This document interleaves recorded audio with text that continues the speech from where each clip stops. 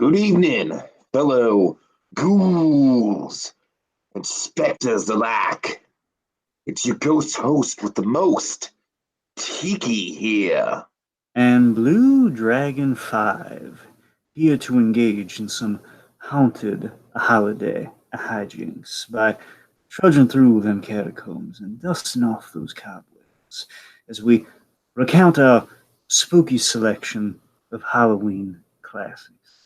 So light the jack-o'-lanterns, suit up, and grab the candy dish as we revive and recount tonight's selection. Arnold visits Arnie. Oh,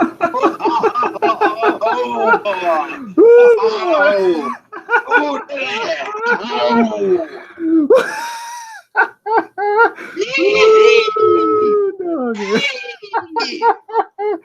Back up, swale boy!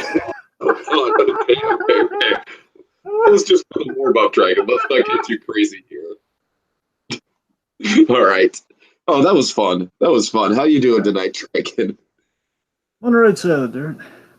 Cool. So tonight we're talking about one of my personal things. Dragon, correct me if I'm wrong. I believe in the top 10 Hey Arnold episodes I did, this was in my top 5. It was up there. I don't remember exactly where. I think it was in. I know it was. I'm pretty sure it was in your top 10. I don't know if it was in the 5 or not. I know it was in my top 10. Yeah. This is Arnold visits Arnie, and this is one of the most uncanny and bizarre and just like what the heck is going on episodes of Hey Arnold. And I love it, and it's a very unconventional choice for a haunted holiday hijinks episode, but I mean, especially with the hayride dragon, I think that's what makes it really fit right in with the haunted holiday hijinks of it all. Like, the creepy southern atmosphere, the uncanny valleyness of the different twists on the characters. Of course, Arnie himself is a very just like he kind of makes your skin crawl. And Dragon, I'm sure you don't like this episode as much as I do, but I don't know. For me, I get a real kick out of it. I'm legitimately terrified of this episode. In a good way or a bad way? I mean, in like an unsettling way, and like I was rewatched. I really don't go back to this one because this one legitimately kind of just unnerved me when I first watched it. And every rewatch is always like something like, oh man, that's just not right. But this watch is something I completely missed, and it still has unnerved me more so than anything else I've ever noticed before. It's like, oh my god, that's not right. It's just we'll get there. Now I'm really curious. There's this one bit that I completely forgot about until I rewatched and rewatched. Like, oh my god! I had to pause. Like, oh god. I'm pretty sure I might know what you're talking about. I have a guess as to what you're talking about, but I'll save it. Sure. So I mean, of course, I mean, without that's I look. I don't want to take away from the episode. It's well made, but I think overall, again, my thesis on it, very like one line thesis, is that this one, it knows what it has with Arnie, and I think it's relishing in that. But by the same token, I think it's kind of a shock. It's kind of a shock value episode. It's kind of a shock factor episode, And I have a feeling like to me, it's almost like a way classier version of the Arnold betrays Iggy. That's the thing. It's like it's a more competently made. Like it knows what it's doing and it's relishing it. It's like maybe not. Here's the thing. It's not everybody's cup of tea though. Arnold betrays Iggy is like that's a fail. That's an episode dead on arrival. That's what that is. This is this is like at least it's well made for what it's trying to do, and you either like it or you don't. In this case, it's not my cup of tea, but I mean I respect how it was made though. I do respect that they went for it. All right. So I feel like we can sum up this opening scene really quick, Dragon. Basically, it's kind of just establishing all the character personalities. I mean, here's the biggest thing, the biggest prop I have to give. The setup and structure of it is really, really good. Because what they do here, Tiki, so cleverly is that not only are we just kind of setting up the status quo, but if you had never watched Hey Arnold, what they have to do is it's kind of like every episode you're first, or like kind of the old Stanley Edge, every comic book someone's first comic book. It's sort of like that with kind of an episode here where if for some reason you don't know Hey Arnold, which why would you be watching if you didn't know Hey Arnold? This is like I'll give you another example of a great Halloween comparison here. There's a Halloween episode of Fresh Prince of Bel-Air that I love, and I watched it like before I really got into the show. And I thought it was hysterical. And that show kind of established the status quo. And then it basically does what this episode does. It's called, I think it's called Hexed Again. It's Mhm. basically Glenn Shaddix. He plays like a site. I'd recommend it. It's really funny. My point is, That's one. Wasn't that one that was on the docket at some well, point? 1 year, yeah, but we keep putting Fresh Prince for Christmas. I don't know if I've put it forward for Haunted Holiday Hijinks. I know I keep trying to get that Christmas one done, but anyway, Uh, my point is that with an episode like this, so this episode does so cleverly, we go through each of our characters that we're going to see kind of a bizarro, kind of a country bizarro version of later on. We got to show what the inverse would be, so it makes sense. In case you don't know what that character's gimmick is, or know why this is special, know why this works, you have to get that in this opening. We do that so economically and so well. mhm. Right. So Helga is giving out positions, so we In for a the vacant baseball lot. game, yeah, the Yeah. vacant lots. So that automatically establishes her kind of like this authoritarian figure in the group. You know, Harold's just like, I don't want to wear the catcher's uniform. It makes my armpit sweaty. Of course, we see the opposite of Harold. Of course, I love that we pair our characters up against the opposites too, just to kind of show like we're going to pair them up later on. So we have Harold and Harold being all sweaty and like kind of gross and stuff, and then we have Rhonda being very prim and proper, and just being like Harold. It's all about looking good than feeling good. Phoebe's explaining Helga uses the term hot corner, basically where all the balls are going, basically where all the hard work's going to be coming to in the field, and she Mhm. explains this to Stinky, like hot corner. What does that even mean? And of course, Phoebe explains this to him. Then we have importantly, so we have Sid's whinies. They're using their catchphrase. All of them are using their catchphrases. It's the worst position on the field. I'm boy, completely insulted. boy, howdy, and of course, she was like, "You gotta be cool, Sid." I'm ever so certain that I adore center field. It's my favorite position. Pretty much everything you love or hate about Lila's in that scene. Okay, Too. Dragon, and let me make this clear. The by far the biggest fault of this episode is that I don't think anyone on the planet is a Lila fan, and this episode's got a lot of Lila slash Lulu. Yeah, but you kind of need it for what you're gonna do with it. You kind of need it. You know. Yeah. I'm just saying, like, yeah, like I guess Lulu just in concept, we'll get there. We'll get there. I gotta tell you, just real quick. I'm not gonna go into a whole thing. I just want Oh to God. give a shout out real quick. Well, I heard Lulu because I really forgot what the bizarro names were for this episode. I heard Lulu in the back of my mind. It's my pre-program kind of like my little Pixar thing in the back of my mind here. As I heard like that deleted scene from Finding Nemo that was in the visual commentary about the Gil backstory, where have all the names of Gil's imaginary siblings, and one of them was Lulu. Yep, and don't wear it out.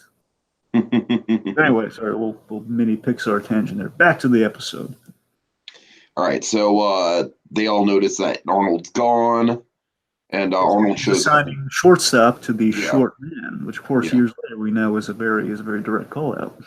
Oh yeah, oh yeah, Yes, Arnold shows up late. yes, yes, and he's not going to be able to play because he's visiting his ever so likable country cousin that looks almost exactly like him, only much more attractive. Okay, so here's a knock against the episode. All right, now the structure, and okay, we praise the structure at the top here for the whole we established, we set up the status quo of our characters and everything, like little, assigning the pitches and everything. That's all fine. However, the top of this episode is super expository. Oh, it is, yeah. Especially through live. And again, what they're doing here is we've had at least one or two Arnie episodes. I know we've had at least one because we had that episode where Arnie showed up and he basically, Lila took a great interest I'm in pretty Arnie. sure that's the only other Arnie episode, Dragon. And I'm pretty sure you're right about that. That's the thing. It had to be. I know we had that one. Maybe Arnie showed up as like a background character one other time. Maybe that's what I'm thinking of. But we had one specific Arnie. I wonder. I'm trying to think if they no, it's country. I'm trying to think if they inverse the titles. No, they couldn't have inversed the titles. Never mind. Something about Arnie, just Arnie visits or something. I don't know. Anyway, I'm sorry. Wasn't the first episode called The Country? I think that's it, Tika. I think you're right. I think it has to be Country Cousin. I think it's just because I remember looking into the episode. Yeah, I think you're right. Okay. Anyways. Yeah, the point is that we set up the whole Lyle likes Arnie, and basically Arnold was pretending to date Helga to make Lila and Arnie basically make Lila jealous, and Helga was getting a kick out of it, and it was like kind of this. It's a bizarre episode to say the least. It's like, what are we doing here? And basically we're recapping all of that here in the opening. The boy collects lint. Basically, we remind everybody, we recap that entire episode here of Gerald reminding Arnold, do you remember how weird your cousin is? Arnold's trying to fill out that for his family here. Because you got to remember, on some level, Arnold, he doesn't have a lot of family around these parts. You guys, grandma and grandpa, and again, by proxy, I guess kind of this country offshoot of Arnold's clan, I suppose. Yeah, And yeah. he collects Lynn, of course, Harold. Of course, each character very, very much in their own character voice here, like Harold saying, "And it just counts for instead of eating it." But I was hungry. Oh god, that never gets old. So let's see. So Lloyd collects when he counts his food, and of course, he loves gum and makes that flummy snort. So we build this. If you come into this episode not knowing Arnie, you do have a great build with all this. Though you do have a great build of all these intricacies that when they happen. It's like, oh my god, it's like all the intricacies they were hyping up, they're happening all simultaneously. Amazing. Mm-hmm. So face it, Arnold, your cousin's dull as dirt. You know what? I like. There are a lot of words that can be used to describe Arnie. Dull, I don't think is one of them. No. Maybe in that last episode, dull, sure. In this case, no, dull is the furthest thing from Arnie. Basically, I'd say onion done right is possibly Arnie. Possibly. Oh, I like that comparison, Dragon. I like that. I like that. Scary, but with a purpose. Not just scary for there's something off about that kid. Anyway, so Arnold is optimistic. Of course, Arnold always the optimist. He doesn't mean things won't get better this time around. So Arnold's optimistic, and that poor boy, he's going to suffer with no tomorrow. Mm-hmm. So Helga, of course, and again, we have to set this up for later on. Again, it's very important. That's why we have this scene. But we don't need this scene at all, Tig. I love that we do not need this scene at all. Helga having one of her dramatic, Arnold monologues. She ducks behind the backing of the vacant lot, and she basically goes into the whole soliloquy about facing days without. There's this great line though. I forget the whole spiel is, but it boils down to. My beloved's oblong face for a whole. No, his yummy oblong face. God, his yummy oblong face. Sorry, that's ridiculous. Oh man. So basically, we said that she does these soliloquies regularly. She's kind of a romantic poet's heart at the core of it, and of course, she does this regularly, talking about Arnold. And of course, we're going to see how this plays in the episode later on in Bizarro World. All right.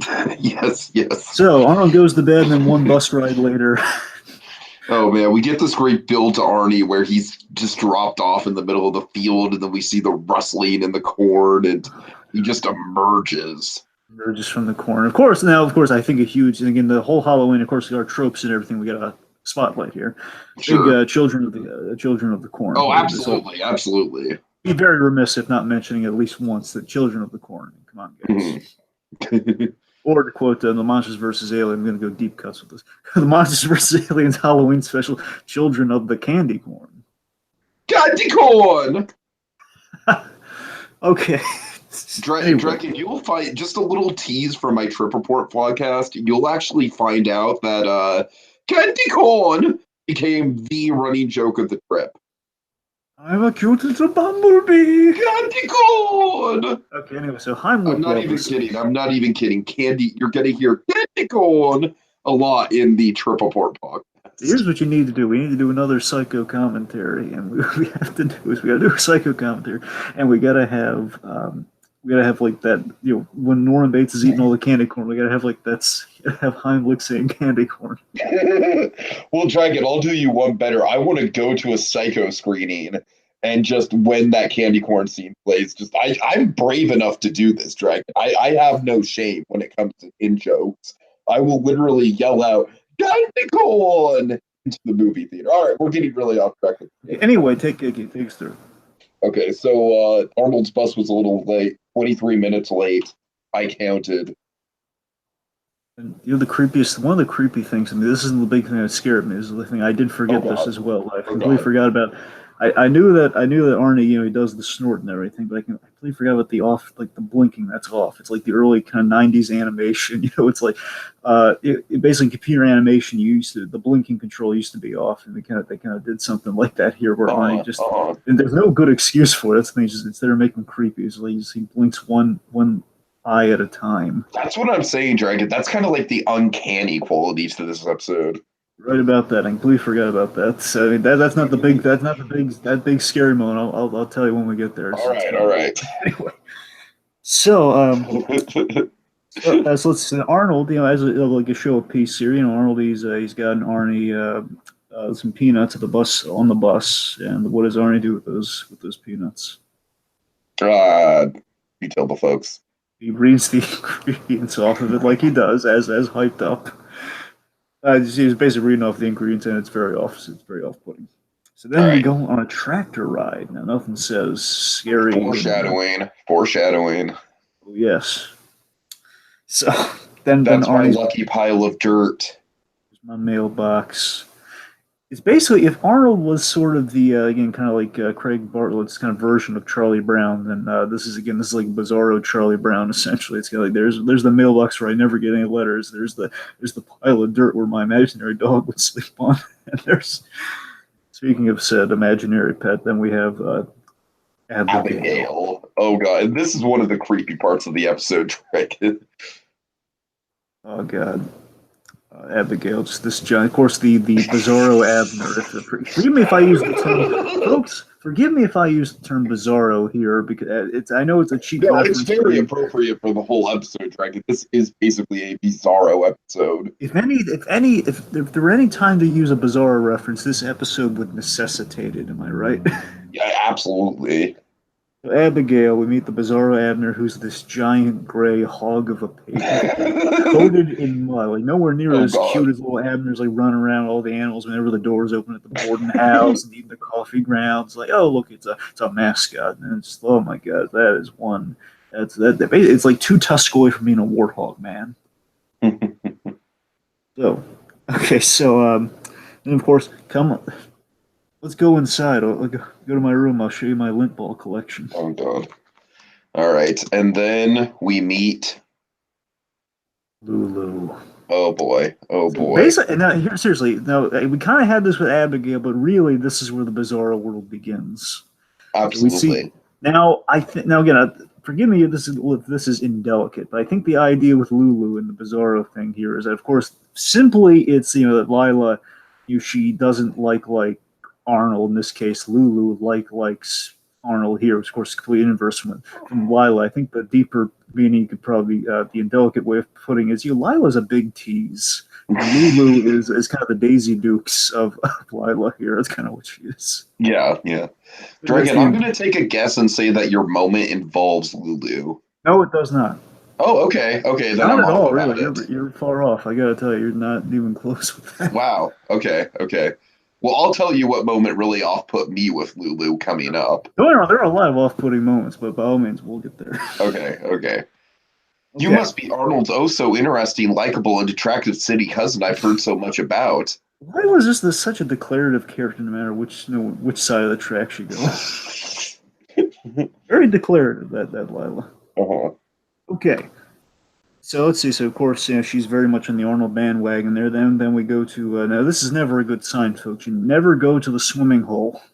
Oh boy. Oh boy. We go to the swimming hole, and Arnie is counting the berries. And then they see, by the way, look at our friends at the oh so humble swimming hole or something along those lines, and we see Stunky and Fifi. God. Stunky, really? That's the best name they could. I know. I know. I'm going to give it a pass. Fine. I'm just pointing. This kind of occurred to me in the moment just now. Like Stunky, really? That's the best name they could. Anyway, sorry. No, Stunky it's and Fifi. Stumpy, actually. Oh, It's sorry, my bad. Sorry, yeah. Stumpy. Still, well, I guess he's kind of shorter, so okay, fine. Oh, That's I'm sorry. I retract my skepticism. all Stumpy right. works. Anyway, so what did I say when they're on top of a little rock of the swamp? Well, basically, Stumpy makes a comment about her, her bathing suit. I forget what exactly the wording is on It's it, but your Mayo. It's a basically calls it a Mayo, Mayo. yes, yes. It basically calls it a Mayo, like what I guess some the derivative of what the specific Mayo bathing. Mayo, what the heck's that mean, Stumpy? It's French for bathing suit. Here's the thing that's kind of creepy. It's kind of occurring to me now.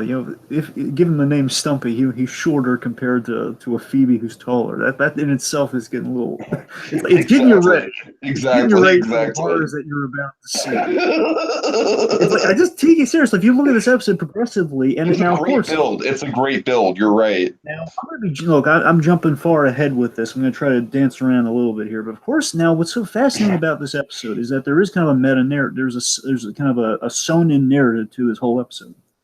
In that, now, Tiki, I know you really appreciate this sort of stuff. There is somewhat of a kind of perchance the dream aspect to this episode. Oh, of course, of course. And with that, you do get to see an internal logic of Arnold's psychology built throughout this entire episode. You get to see kind of it's diverting and it's getting worse and worse as the episode progresses, and some of Arnold's kind of deep-seated fears and the things that he doesn't confront in the regular show do present themselves in this episode. We'll get to more of that as we go through, but I like that we're seeing kind of this, like the horror is progressively getting worse as we're going through here. And it's like starting it's the uncanny valley effect, or something isn't quite right here, and then it's about to get more and more apparent as it goes on.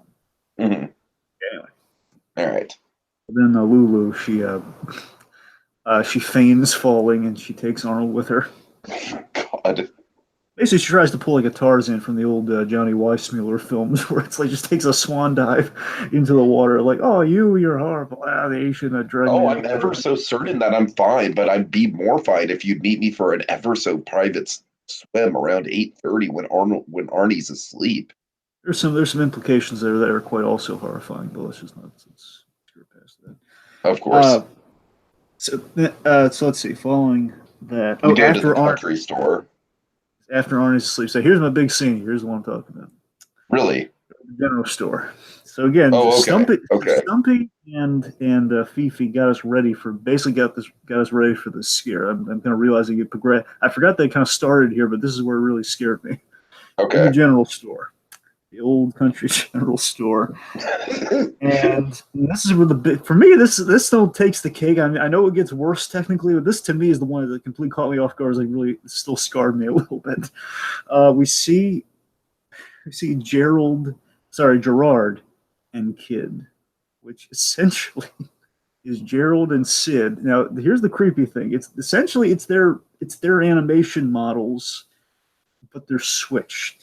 I don't know how best to describe it, but essentially it's Gerald.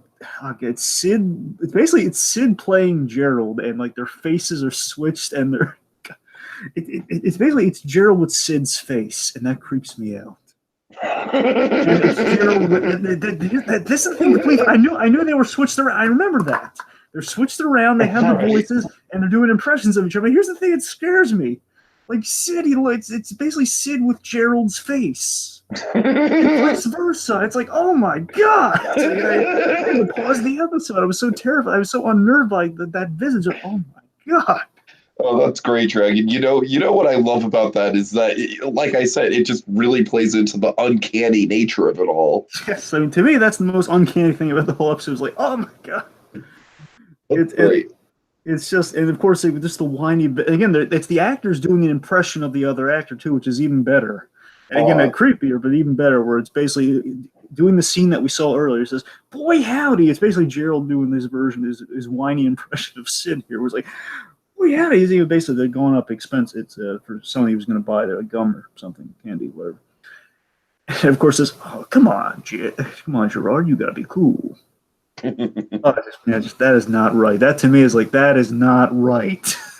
That's the backward lettering from Perchance the Dream right there. That is not right. all right. Anyways, okay. All right, now the bit that really creeped me out, ironically enough, Dragon, happens right after your bit. Really? So this creeped you out? the tickling, just the implication of it, Dragon. The like we're kind of skirting around the implications with Lulu, you know what I mean? But like the tickling is like just that was one of the things that really got under my skin. And just the way she's so nonchalant about it, like, oh, I'm ever so certain that I'm tickling you, Arnold.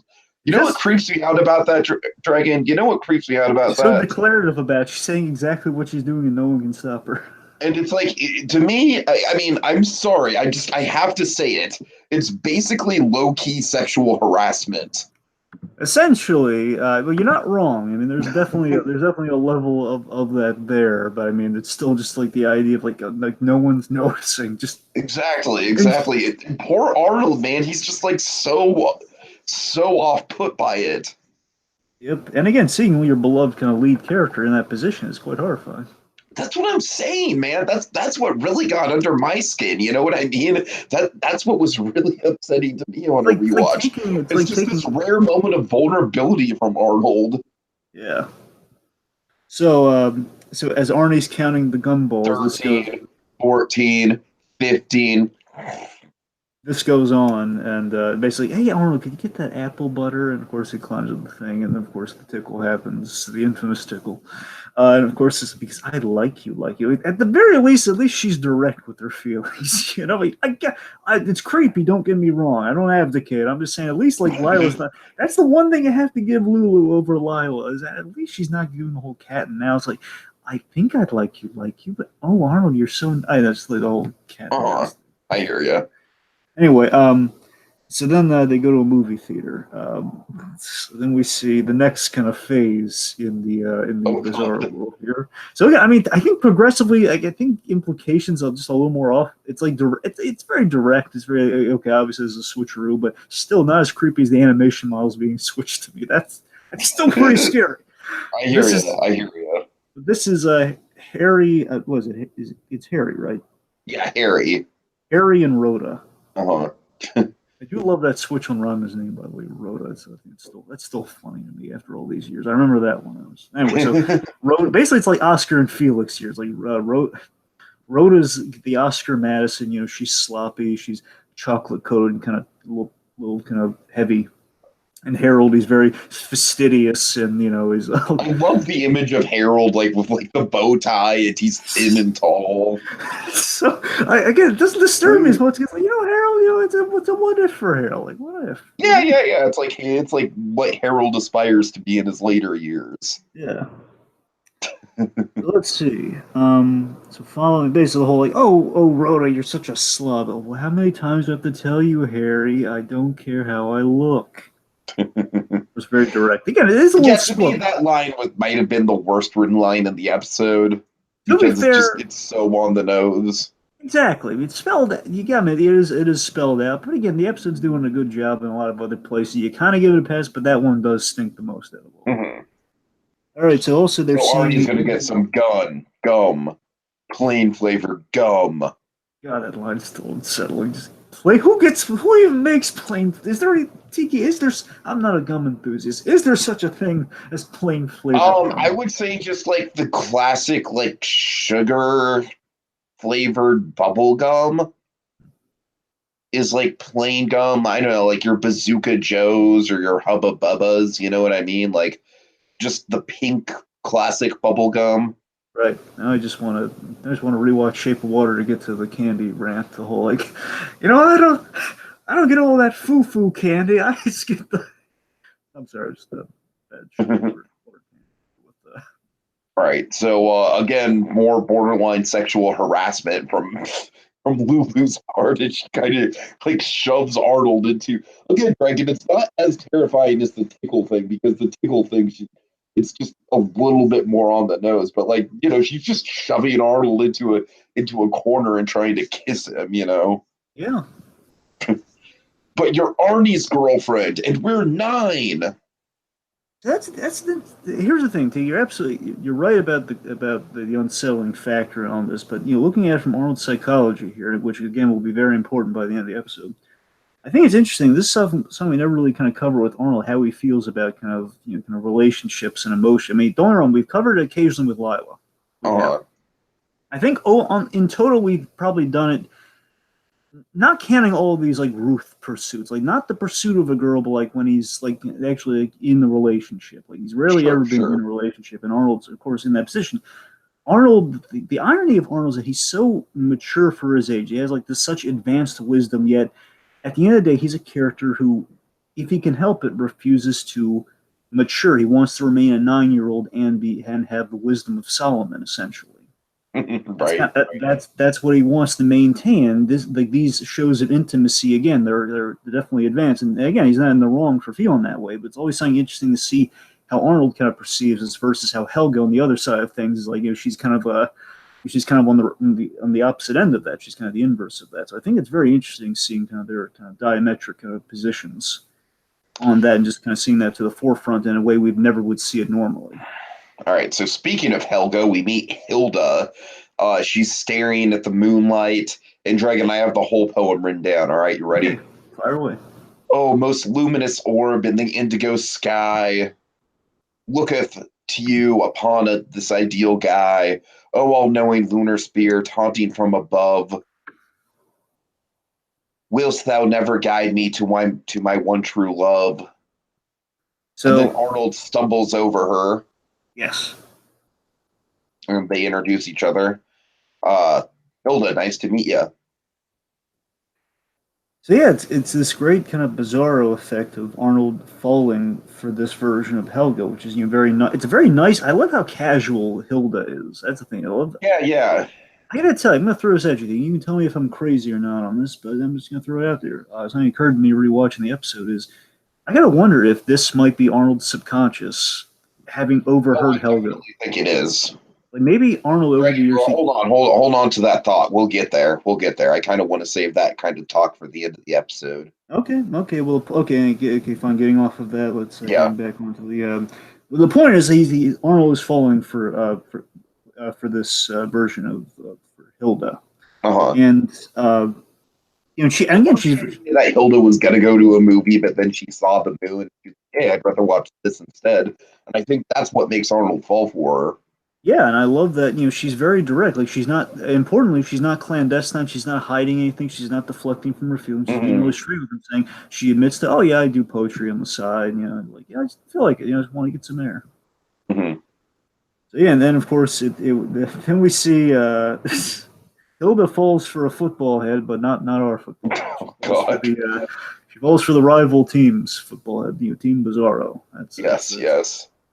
Kind of the invert. Literally, I love this too, but I don't know if I don't know if we've ever talked about this, but you ever notice how in the design, Arnold and Arnie they have reverse space. They have the opposite side of the football head design. Like one's curved to the top and the other's curved to the bottom. Right, right, yeah. It's creepy. I mean, I'm amazed no one's ever done a soup.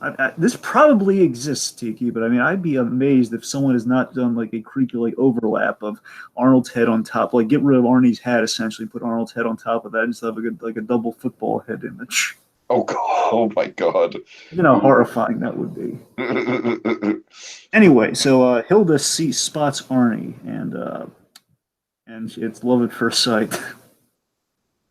Yes, yes. Did you get your air? And I love how Arnie is like being kind of like very, very menacing about kind of like lurking around and like, he shows up right as Arnold mentions that Lulu tried to kiss him. And there's a question of how much does Arnie know? Exactly, exactly. It's a great build. Oh yeah. Okay, so let's see. They now Hilda she wants to go into the movie all of a sudden now because hey, Arnie's there. Hmm. And the movie of choice. This is a fun, of course, for the kind of horror reference. We got to get this in here. So the movie they're seeing is Evil Twin 3. Now, Tiki, in your if tell me, can you recall if the Evil Twin franchise was something that was in Hey Arnold already? Huh. Not Like, to my recollection. here's the thing. So one Evil Twin is a reference to Evil Dead, the Sam Raimi Of films, course. obviously. Specifically, I think I think it's kind of a clever reference if they're going for this. I think it's Army of Darkness, which is the only one of the Evil Dead series they couldn't call Evil Dead because of a rights issue. So it's Army of Darkness is the third one. That's the one where Ash basically fights a clone of himself, Oh, basically like a double of himself. So of course, Evil Twin 3 Country Cousins. And of course, is a big foreshadow and potentially something that is kind of again in Arnold's head. Let's say. perhaps. So, kind of implant a seed implanted in Arnold's head. Watching this movie, we'll see. Mhm. All right. So let's see. So what's Lulu? She's playing footsie with Arnold. Yeah, basically, we just get a bunch of like back and forth relationship drama here. Arnold's putting the moves on. We never see Arnold put the moves on somebody that often. So Arnold's putting the moves on Hilda here often. Like, what is it? Is it ice cream buddies or ice cream bunnies? It's bunnies, I think. I tell you, I hope I keep hearing bunnies, but I tell you, buddies is like I'm looking at the box. I'm not seeing bunny shapes, so I'm assuming it's buddies. Okay. But for years, I thought it was bunnies. Anyway, sorry. She basically uses the ice cream as an excuse to move close to Arnie. Arnie's attracting all the women essentially. Hmm. So after the movie, what happens? They go on a hayride. Which is ominous in any circle. Oh yes, oh yes. Of course, Okay, Arnold. so Right after so Arnold's like Arnold, offered to walk her home and everything, it says, yeah, the night's still young. Why don't we go for a hayride? And of course, we have the ominous full moon. Like nothing about this screams safe. Nothing. Everything about this screams okay. Something bad's about to happen. Mhm. All right, so Arnold, Arnold gives Hilda a flower, but Hilda's like, "Oh, thanks, Arnold, but I'm allergic to flowers. Perhaps Arnie would like it." Puts it in Arnie's hair. Then we have the night setting, and again, it looks a really great night setting and everything. It's a great looking sequence. Mhm. Then Lulu feigns falling asleep in Arnold's lap. I love the moment where Lulu's just batting her eyes, and Arnold's just like, "Oh, please."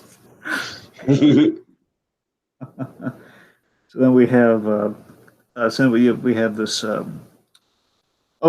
hair basically there's hay in the hair gag, or basically it's like Arnold's like I think Arnold offers to pick the hay out of Hilda's hair, and of course it fails miserably, and then it's like vice versa. Like so then she's trying that on Arnie, I think. Mhm.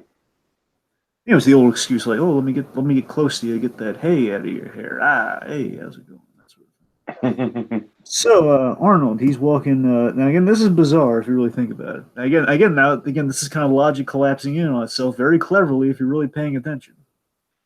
Arnold is walking Hilda home, yet he's walking her to a crop circle. Right, right. Now again, they went on this random hayride, so I don't know if maybe just they diverted where they were going. But if they're supposed to be like on the way home, it's like, where is she living? Why are we here? How did we get here?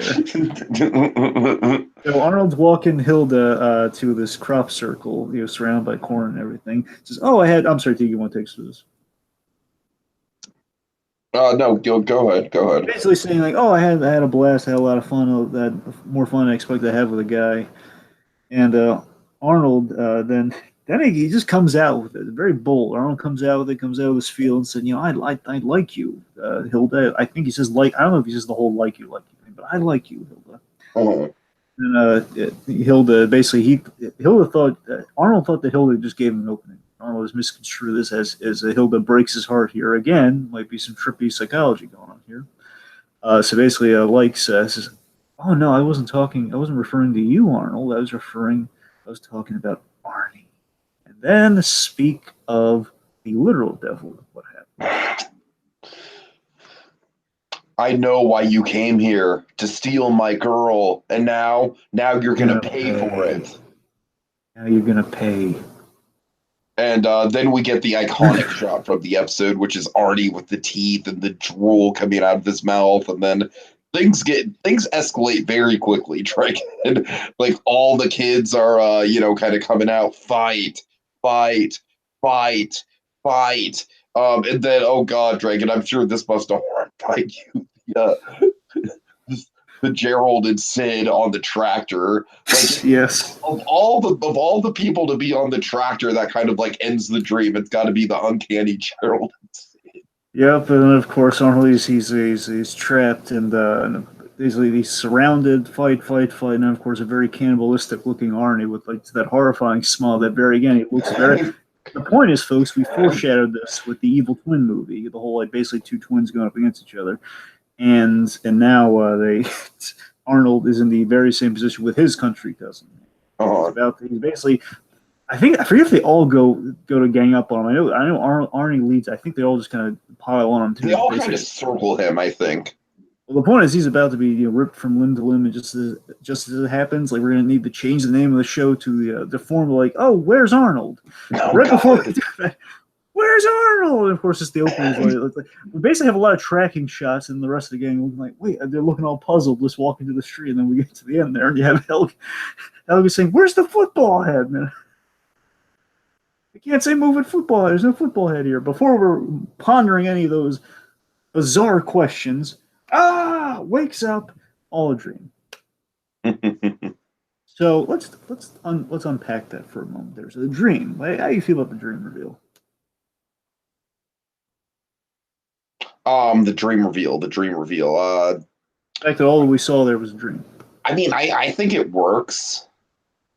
I think it's cool. I mean, it's a way of getting away with that story. I wonder, see, a lot of times people, they get really iffy over dream reveals. Like, I feel this worked for this episode.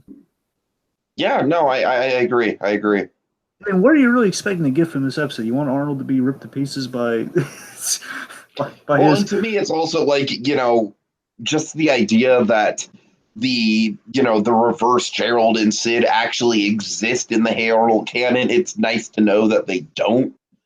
Yes, and I got to tell you, on the whole, and it kind of adds, and this is the thing I really got a kick out of rewatching, is that it gives like this whole great side narrative to all this. It gives a great logic to what exactly is happening, what's unfolding, and think about it. Like now, assuming the Evil Twin movie exists, like Arnold possibly saw that movie or saw a movie from that franchise. Mm-hmm. He dreamed up that premise that coincided with visiting his cousin. And basically came up with Evil Twin 3, Country Cousins, which basically formed the ending of his nightmare. That's pretty interesting. And also, if you notice, bear in mind, this is the regular thing in Hey Arnold, they have to reuse models. So if you look in the theater, that we do see some familiar faces, like the Wheeze and Ed guy. He's there in the back of that theater. Oscar's a poker buddy, that guy. So you have some recycled characters, and again, there are people from Arnold's subconscious that he's seen. Again, like perhaps like he's heard. I'm sorry. Is this the point where we don't get into the Helga thing, or do you want to save that for the next scene? Yeah, we can get into the Helga scene now.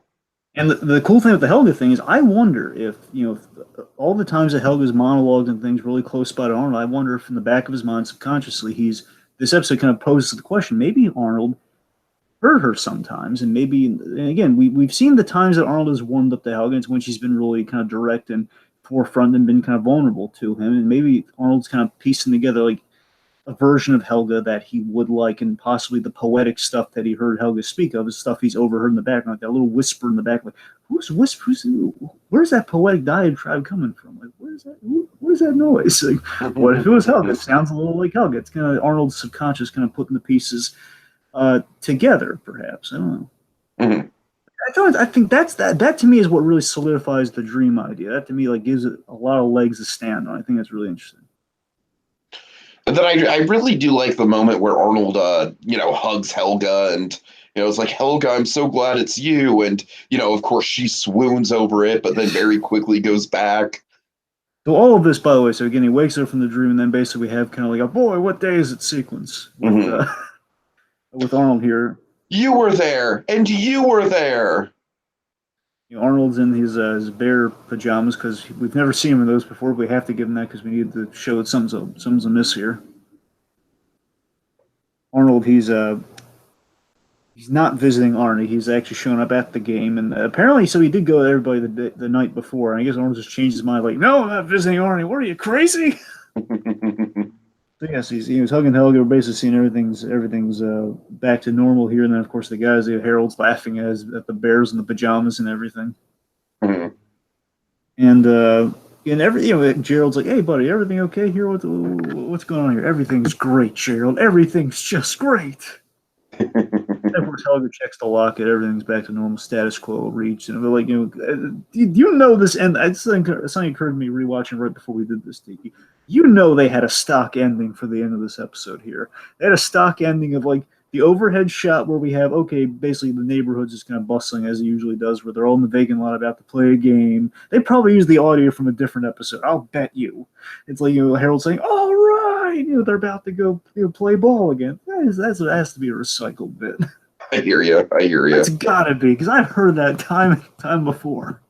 Anyway, so that's the episode. All right.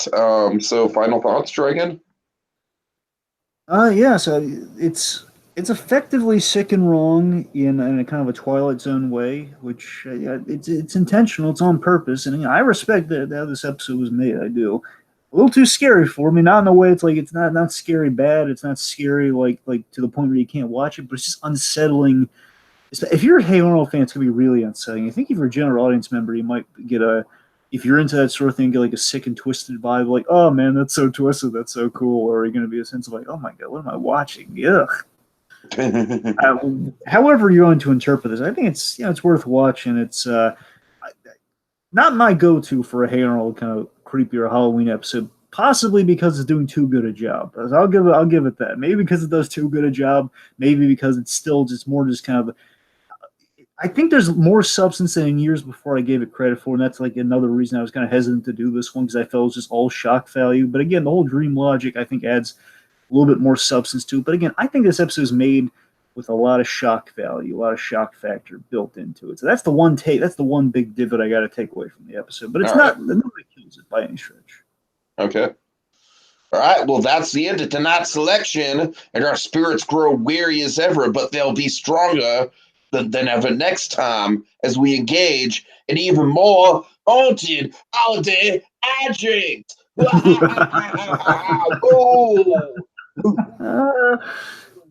Give me some plain gum, boy. Plain gum. I said plain.